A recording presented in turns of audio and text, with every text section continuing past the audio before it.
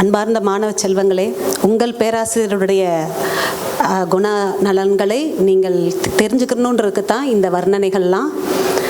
அடக்கம், அமைதி, கொள்கையில் தெளிவு, ஆய்வியல் அறிஞராய், மாணவர்களின் இதய கனியாய் சிறந்து விளங்கும் சிந்தனை சிற்பி முனைவர் ரமேஷ் அவர்கள் சிறப்பு விருந்தினரை குறித்து விரிவாக அறிமுகம் செய்து வைப்பார். 3 பகுதிகளாக பிரித்துள்ளேன். முதலில் இந்த கருத்தரங்கின் நோக்கத்தை அறிமுகம் செய்வது, அடுத்ததாக கருத்தரங்க தலைப்பை அறிமுகம் செய்வது, மூன்றாவதாக சிறப்பு விருந்தினர்களை அறிமுகம் செய்வது.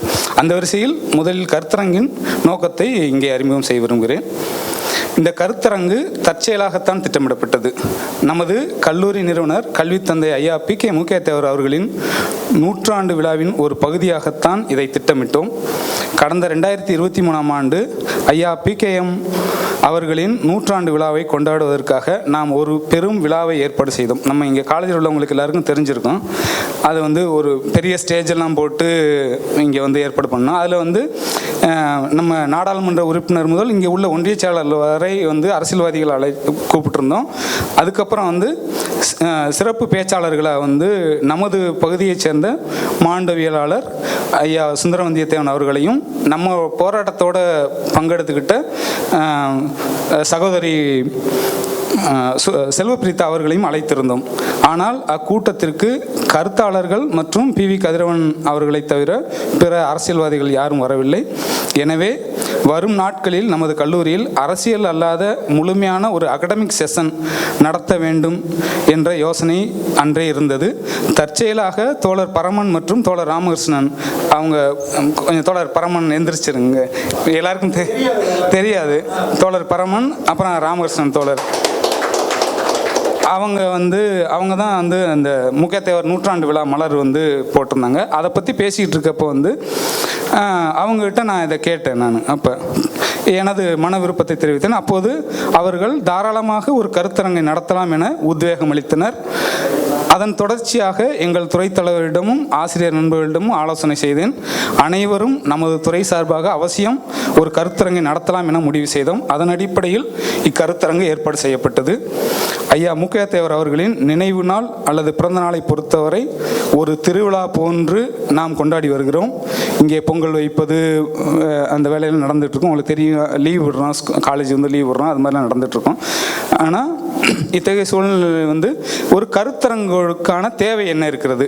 பொதுமக்களையும் அரசியல்வாதிகளையும் போன்று நாமும் பொங்கல் வைத்து கொண்டாடிவிட்டு செல்வது சரியாக இருக்குமா என்றால், இந்திய சமூகத்தின் இயல்பே சடங்குகளை கொண்டாடுவதுதான். சடங்குகள் எப்போதும் சிந்தனைக்கு எதிராகவே இருக்கும். இந்தியாவில் சடங்குகளுக்கு எதிராக கிளம்பிய முதல் குரல் புத்தருடையது. ஆனால் அவரையும் இன்று இந்திய சமூகம் சடங்குகளுக்குள் கொண்டு வந்துவிட்டது. சமகால சிந்தனையாளர்களான அம்பேத்கருக்கு நாடெங்கும் சிலை வைத்து அத்தோடு அவரது சிந்தனைகளையும் சிலைகளுக்குள் அடக்கம் செய்யும் முயற்சியை இன்று தலித்திய மற்றும் இடதுசாரி சிந்தனையாளர்கள் முறியடித்திருக்கிறார்கள். அதை ஒரு முன்மாதிரியாக நாம் இங்கே கொள்ளலாம். ஒடுக்கப்பட்ட மக்களின் விடுதலைக்காக குரல் கொடுக்கும் அனைவரையும் சமாதியாக்கி விடவும், முடிந்தால் சாமியாக்கி விடவுமே இந்த சமூகம் முயற்சிக்கிறது. அதே வழியில் தான் ஐயா பி.கே. முக்கியத்தேவர் அவர்களையும் சடங்குகளால் தொடர்ந்து சமாதியாக்கி கொண்டே இருக்கிறோம். அவர் இக்கல்லூரி வழியாக உயிர்த்திருக்கவே விரும்புவார். அதற்கு நாம் செய்ய வேண்டியதெல்லாம் அவரது சிந்தனைகளை செயல்படுத்துவதிலும் அவருடைய கனவுகளை நாம் தொடர்ந்து கடத்துவதிலுமே சாத்தியமாகும். நமது கல்லூரியே ஐயா பி.கே.எம்.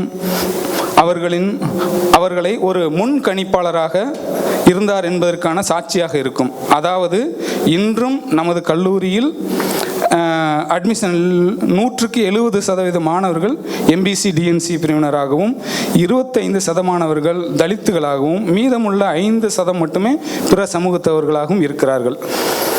நான் ஏற்கனவே இதற்கு முந்தைய ஒரு கருத்தரங்கில் குறிப்பிட்டபடி கல்லூரி தொடங்கி கிட்டத்தட்ட 60 ஆண்டுகளாக, அதாவது 3 தலைமுறைகள் கடந்த பின்பும் நாம் இன்னும் முதல் தலைமுறை பட்டதாரிகளே உருவாக்கி கொண்டிருக்கிறோம் என்றால்,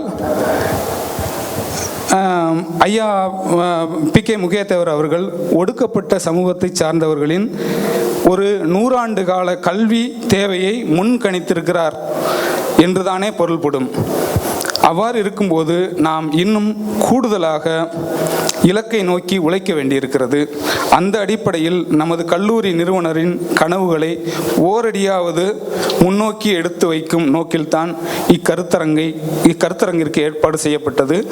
மாணவர்கள் தமது சமூக வரலாற்றை தெரிந்து கொள்வதன் மூலம் தங்கள் வளர்ச்சியையும் இலக்குகளையும் வரையறை செய்வது எளிதாக இருக்கும். அந்த வகையில் 3 வெவ்வேறு கால அளவுகளில் இப்பகுதியின் பிரமலைக்கலர் சமூகத்தை ஆய்வு செய்த மானுடவியலாளர்கள் மற்றும் சமூகவியலாளர்களின் ஆய்வுகளை ஒரு குறுகிய நேரத்தில் முடிந்தவரை விரிவாக விளக்குவதற்கு இக்கருத்தரங்கம் ஏற்பாடு செய்யப்பட்டிருக்கிறது. அந்த வகையில் இது ஒரு முன்முயற்சியாகும். கருத்தரங்க அடுத்த பார்ட் கருத்தரங்க தலைப்பை பொறுத்தவரை நமது கல்லூரியின் கடமையில் ஒன்றான இப்பகுதி வாழ் மக்களின் வாழ்க்கையை பேசுவதாகவும் அதன் மூலம் மாணவர்களின் வளர்ச்சியை அளவிடுவதாகவும் இருக்க வேண்டும் என்ற அடிப்படையில் 3 ஆய்வாளர்களின் படைப்புகளை சிறப்பு விருந்தினர் பேசுவதற்காக எடுத்துக்கொண்டுள்ளார். எனது முனைவர் பட்ட ஆய்வு சாதி அரசியல் பற்றியதாக இருந்ததால் சாதியின் தோற்றம் பற்றி பல்வேறு ஆய்வு நூல்களை வாசிக்கும் போது 2005 முதலாக லூயி துமோவின் ஹோமோ ஹையரார்கிகஸ் எனக்கு அறிமுகமானது. அதை பற்றி ஐயா அவங்க பேசுவாங்க, அதை நான் சொல்லலை இங்கே. அதன் பின்பு சில ஆண்டுகள் கழித்து அவரது சவுத் இந்தியன் சப்கேஸ்ட் நூலை பேராசிரியர் புவனேஸ்வரன் அவர்கள் எனக்கு கொடுத்தார். அதுதான் அப்போ தான் இந்த பிரமிளக்கலர் பற்றிய ஆய்வு அவர் பண்ணியிருக்கிறது எனக்கு தெரிஞ்சிச்சு. அடுத்ததாக பேராசிரியர் சிஎன் நடராஜன் அவரை பற்றி சொல்லணும்னா அவர் என்னோட கைடு டாக்டர் ஐ சிங்காரம்னு அவரோட டீச்சர்னு எங்களுக்கு தெரியும். அப்படி தான் அதுதான் எனக்கு அறிமுகமாக இருந்துச்சு. மற்றபடி அவர் ஒரு சோசியாலஜி ப்ரொஃபஸர், அவ்வளோதான் தெரியும். இன்றைக்கி காலையில் நம்ம கெஸ்ட்டை கூப்பிட்டு வரும்போது கூட அவர் கூட நிறைய தகவல் சொன்னார் சார் பற்றி. அவர் எப்படி ஒரு ஆளுமைன்றதை சொன்னார். நாங்கள் வாழும் காலத்தில் இருந்தும் கூட நாங்களாம் பார்க்கலேன்னு வருத்தம் இருந்துச்சு. நான் அந்த வாய்ப்பை மிஸ் பண்ணியிருக்கோன்றது எங்களுக்கு தோணுச்சு. அவரது முனைவர் பட்ட ஆய்வு தான் இங்கே இந்த பிரமலைக்கலர்களுடைய திருமண மற்றும் உறவு முறைகள் பற்றியான ஆய்வு தான். அவர் சிஎன் நடராஜனோட அந்த ஆய்வு தான் அந்த புத்தகமாக வந்திருக்குன்னு நினைக்கிறேன். அது அப்புறம் மூணாவதாக ஆனந்த பாண்டியன் அவர்கள். ஆனந்த பாண்டியன் அவர்களையுமே நான் இங்கே உள்ள நம்ம மாண்டவியலாளர், நம்ம பகுதியில் நமக்கு அறிமுகமான மாண்டவியலாளர் சுந்தரவந்தியத்தேவன் அவர்கள் சொல்லியும் தோழர் சு வெங்கடேசன் அவர்களுடைய நூல்களில் குறிப்பிட்டு தான் அவர் ஆனந்த பாண்டியனை எனக்கு அறிமுகமாச்சு.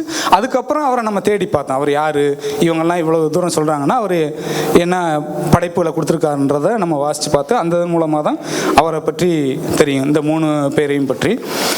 அடுத்ததாக இப்போ மூணாவதாக சிறப்பு விருந்தினர் அவரை பற்றியான அறிமுகம் அதாவது இப்போ சமூகவியல் தான் சமூக அறிவியலின் இளமையான துறையாக இருந்தது. ஆனால் எங்களை வயதானவர்களாக மாற்றி இளமையை தன்மையப்படுத்தி கொண்ட துறை மானுடவியல். அதுதான் இப்போ இன்னைக்கு இருக்க எங்கள் சோசியல் சயின்சஸ் நம்ம சொல்லுவோம். அந்த இளமை துடிப்பின் வேகமோ என்னவோ இன்று மானுடவியல் கல்வித்துறையில் ஒரு கதாநாயகனாக வலம் வருகிறது. அந்த வகையில் கதாநாயகர் ஐயா செல்லப்பெருமாள் அவர்கள் பாண்டிச்சேரி மத்திய பல்கலைக்கழகத்தின் மானுடவியல் பேராசிரியர், தென்னிந்தியாவின் முக்கியமான மானுடவியலாளர்கள் ஒருவர்.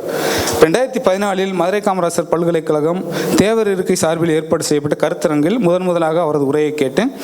அடுத்ததாக 2015 மதுரை காமராஜர் பல்கலைக்கழகத்தின் ரெஃப்ரெஷர் கோர்ஸ் அதில் நான் பார்ட்டிசிபேட் பண்ணப்போ ஐயா எனக்கு ஒரு அரை நாள் வகுப்பு மாண்டவியல் பற்றி வந்தாங்க. அப்போ தான் ஆனால் அப்போலாம் நான் சாரை பார்க்குறப்ப பயங்கர ஸ்ட்ரிக்டாக ஒரு மாதிரி டீச்சர் ஒரு பயமாக இருந்த மாதிரி இருந்துச்சு. இன்றைக்கி ட்ராவல் பண்ணும்போது தான் அவர் ரொம்ப எளிமையாக நம்மகிட்ட பேசிகிட்டு இருக்கப்போ சரி நம்ம இது மாதிரி உடனே பார்க்குறப்ப கணிக்கிற விஷயங்கள்லாம் அப்படி இல்லை அப்படின்னு தோணுச்சு. ரொம்ப அன்பாக பேசினாங்க. நம்ம ஒரு டீச்சராக அப்படி பார்க்குறப்போ ஒரு பதட்டம் இருந்திருக்கும்னு நினைக்கிறேன். அதனால் அந்த ரெஃபரன்ஸ் கோர்ஸ்லையும் பார்த்துருக்கேன். அப்புறம் இந்த கருத்தரங்கில் 2018 பெருங்காமல்லூர் தியாகிகள் நினைவு தினத்திலையும் லூயி துமோ பற்றி ஏற்கனவே ஒரு உரை ஐயா நிகழ்த்தியிருக்காங்க. அடுத்ததாக இந்த கருத்தரங்கள் குறிப்பிடப்பட்டுள்ள 3 ஆய்வாளர்களின் வரிசையில் இவரும் குறிப்பிடத்தக்க ஆய்வுகளை மேற்கொண்டுள்ளார். அதாவது திருநெல்வேலி மனோன்மணி சுந்தரம் பல்கலைக்கழகத்திலிருந்து தனது பயணத்தை தொடங்கி பாண்டிச்சேரி சென்றவர். பல்வேறு நூல்களின் ஆசிரியராகவும் தொகுப்பாசிரியராகவும் இருந்திருக்கிறார். இவர் மற்ற டீட்டெயிலாம் மேடம் சொன்னாங்க. வெறும் மாண்டுவியல் மட்டும் இல்லாமல் சமூகவியல், மொழியியல், வரலாறு எல்லா விதமான துறைகளுக்கும் தன்னுடைய ஆழமான பங்களிப்பை வந்து ஐயா செஞ்சுருக்காங்க. அதனால் அவரை அறிமுகப்படுத்தல ரொம்ப மகிழ்ச்சி.